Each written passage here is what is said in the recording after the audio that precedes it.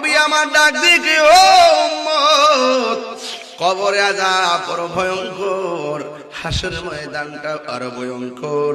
এই জন্য হাসরের ময়দানে যাওয়ার আগে, ওই কবরে ঢোকার আগে আল্লাহর বিধান মানার দরকার আছে না নাই? এত হাজার মানুষ আবার এত রাত্রে কোথায় থেকে এসে ভরে গেল? ও বন্ধুরে আমার, আমরা দুনিয়ার পাগল নই, সব পাগল পাগল নই। কিছু পাগল এমনও আছে যারা আল্লাহ নবীর প্রেমে দেওয়ানা। কথা গনা ঠিক কিনা? হ্যাঁ বন্ধু, আমি বলেছিলাম কবর বড় সাংঘাতিক জায়গা। এক ব্যক্তি তার বাবারে কবরের মধ্যে শোয়াইল। শোয়ানোর পরে কবরের মধ্যে যত মাটি করা হয়, সব মাটি কিন্তু কবর দেওয়ার সময় কাজে লাগে না। কিছু কিছু মাটি আবার সাইডে উঁচা হইয়া পড়ে থাকে। কথা কোন ঠিক কিনা? সন্তান দুইটা কষ্ট করে কয়, বাবা ভাই রে, আমার বাপে কবর দিলাম, কি স্মৃতি রাখতাম, এই মাটিতে একদিন মাটির সঙ্গে আবার মিশে যাবি। এই মাটি দিয়ে আমরা একটু বাবার কবরের মাটি বাড়িতে নিয়ে যাব।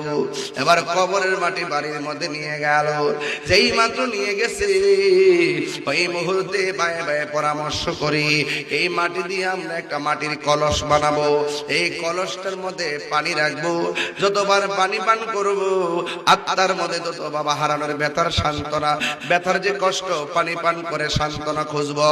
এমন ভাবে একটা কুমার দিয়ে পাতিল বানাইলো, একটা মাটির কলস বানাইলো।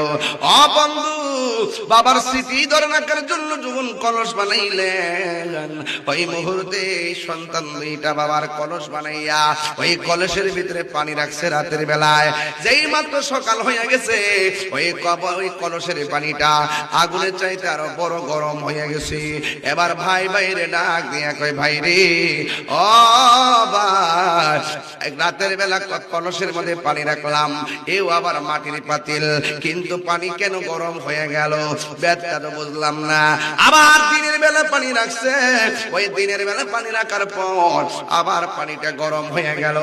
এবার তারা একবার, দুইবার, তিনবার, চারবার, পাঁচবার, ছয়বার এমন ভাবে ট্রাই করার পর আল্লাহর বন্ধুর কাছে চলে গেল।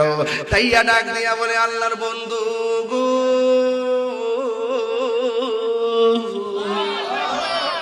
ও আল্লাহর বন্ধু, আমার বাবা মারা গেছে, আমার বাবা কবরের মধ্যে গেছে, কিন্তু বাবার কবরের মাটির উচ্ছিষ্ট মাটি দিয়ে আমি একটা কলস বানাইলাম। এই কলসটা বানানোর পর রাতের বেলা কলসের ভিতরে পানি রেখেছি। জ্বর নাই, বাতলা নাই, আবার সূর্য নাই, আগুন নাই, বিনা তাপের মাধ্যমেও কলসের পানি গরম হয়ে গেছে। এই ব্যাটটা তো বুঝলাম না। ডাক দিয়া বলি, ও পৃথিবীর মানুষ, নবীর আল্লাহর বন্ধুরে ডাক দিয়ে, বন্ধু গো, আমার বাবার কলসের মধ্যে পানি রাখলাম রাতের বেলা, সকাল ওইটা দিকে পানিটা গরম হয়ে গেছে। সকাল বেলা রাখলাম, আবার বিকাল বেলা গরম হয়ে গেছে। যা কেউ জানে না, আমার আল্লাহর হাবিব জানার ক্ষমতা আছে না নাই? আল্লাহর হাবিব বলেন, আমি নবী যাহা জানি তোমরা তা জানো না, আমি নবী যাহা দেখি তোমরা তা দেখো না। আমার নবী সামনে যেমন দেখে, পিছনেও দেখার ক্ষমতা আছে না নাই?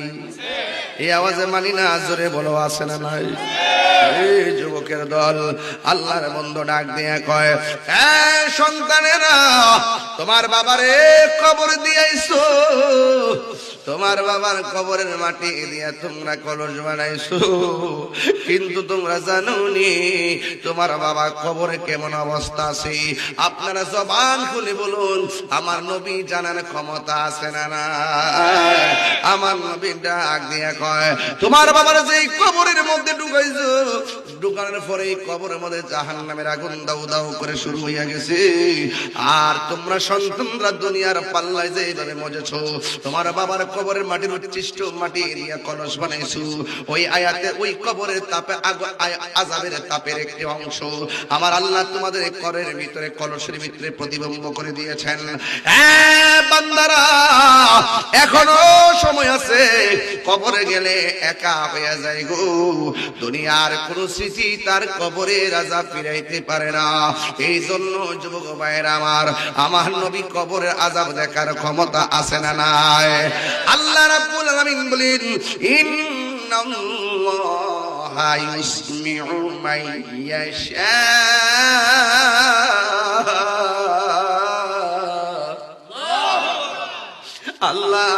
আলামিন বলেন, আমি আল্লাহ যারে ইচ্ছা করি তারে কবরের আযাব দেখার ক্ষমতা দান করি। এই জন্য বাবা কবর আযাব বড় কঠিন। দুনিয়ায় যতই তুমি চলাফেরা করো না কেন, একটা কথা মনে রাখবা, দুনিয়ার মানুষ টাকার ভাগ নেই। আজকে আপনি মইরা দেখেন, আপনি যে সুদের টাকা ব্যাংকে রেখে গেছেন, ব্যাংকের মধ্যে টাকা জমাইছেন ভবিষ্যতের লাইগা, অথচ আপনি 3 বেলা ভাত খান, 50 লাখ টাকা ব্যাংকে পড়ে আছে। অথচ আপনি ব্যাংকের টাকা জমাইছেন কেন? সন্তানকে মানুষ করার জন্য। তবে একটা কথা মনে রাখবেন, আপনার কষ্টের টাকা দিয়া যতটুকু পারেন দিয়া মানুষের মতো সন্তানটারে মানুষ বানান, দেখবেন এই সন্তানটা আপনার কবর জিয়ারত করতে চলে যাবে। আর যদি আপনি ব্যাংকের মধ্যে হারাম টাকা সুদের টাকা লাগাইয়া যান, আপনি কবরে যাওয়ার পরে জুতার বাড়ি খাইবেন। আর আপনার সন্তান ওই টাকা দিয়া পাঁচি হাং পালসার দিয়া মাস্তানি করবে। জোরে বলেন ঠিক না বেঠি? এই জন্য আমরা কি হারাম খাবো? এই জন্য যুবক, যতই তুমি সাধু বেঁচে চলো না কেন, একদিন তোমাকে কবরে যাওয়াই লাগবে। এক ব্যক্তি তার মুখের মধ্যে দাড়ির অভাব নাই, 2 নম্বর মাথার মধ্যে টুপি আছে, গায়ের মধ্যে পাঞ্জাবি আছে, আবার 5 ওয়াক্ত নামাজও পড়ে। এই লোকটা বড় আমলওয়ালা। বাজারের মধ্যে দেখবেন যে এই লোকটা বড় টুপি দিয়া রাখে, যে এই লোকটা 5 ওয়াক্ত নামাজ পড়ে, তার ব্যবসাটা বড় ভালো চলে। ওই লোকটা যেমন করে মাথার মধ্যে টুপি, আবার 5 ওয়াক্ত নামাজ, এমন ভাবে নামাজ পড়তো, আর ব্যবসাটা বড় বাজারে 1 নম্বর ছিল। কেন কেন কয় লোকটা নামাজ পড়ে, কেন কেন কয় মাথায় টুপি থাকে, কেন কেন চলার মধ্যে কোনো বেজাল দেখি না। কিন্তু আল্লাহ না করে রে বাবা, এই লোকটা হঠাৎ করে একদিন দুনিয়া ছেড়ে চলে গেছে। আপনারা জবান খুলে কোন হায়াতের মালিক কে? এই আওয়াজে মানি না, জবান খুলে বলেন কে? বন্ধু, এই লোকটা যেই মাত্র মারা গেছে, হাজার হাজার মানুষ শোকের কাতরে বেসে গেছে। এবার যেহেতু লোকটা নামাজ পড়তো, মাথার মধ্যে টুপি আছে, দুদিন নামাজ কাজা করে নাই, সব করে অনেক মানুষ তার কবরের পারে গেছে কবর করার জন্য।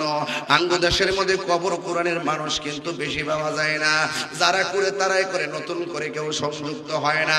অথচ আল্লাহর হাবিব বলেছেন, যারা গোসলখানায় পানি আগায়া দিবে আর গায়ের মধ্যে কাফনটা গোসলের পরে পরাইয়া দিব, আমার আল্লাহ ওই লোকটার গায়ের ভিতরে স্বর্ণ দিয়া মুদ্রিত একটা জান্নাতের জামা উপহার দিয়া দিবি। এই আওয়াজে মানি না, জোরে জোরে কন্যা সুবহানাল্লাহ। এখন কবর করিনি, আরে কুড়িনি, ভাই যারা কবর করে, আল্লাহর হাবিব বলেন শুধু তাই নয়, যারা লাশটারে গোসল দেওয়ায়, যারা লাশটারে কাফন পরায়, যারা মানুষকে শেষ পর্যন্ত কবর নিয়ে শোয়া দেয়, আমার আল্লাহ রাব্বুল আলামিন তার জীবনে 40 বার গুনাহ মাফ করে দেয়।